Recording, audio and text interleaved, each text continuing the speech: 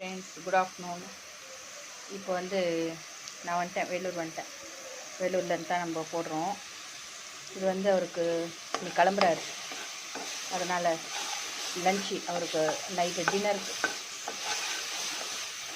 One part recipe மாதிரி கொத்தமல்லி rice.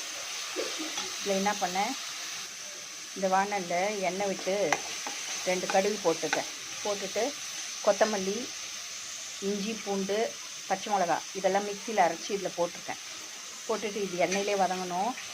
கொஞ்சோண்டு மஞ்சள் பொடி போட்டுட்டு உப்பு போட்டுட்டு இது நல்லா வதங்கினதும் சாப்பாடு போட்டு கலர வேண்டியதுதான். பாருங்கள், சாப்பாடு போட்டு கலரிட்டேன். ஆறின சாப்பாடு வடித்து ஆறின சாப்பாடு போட்டு இதில் கலரிட்டு ஆஃப் பண்ணிவிட்டு பேக் பண்ண வேண்டியதுதான். Okay, bye friends. வழக்கம் போல் சப்ஸ்கிரைப் பண்ணுங்கள், ஷேர் பண்ணுங்கள், பெல் பட்டன் அமுத்துங்க.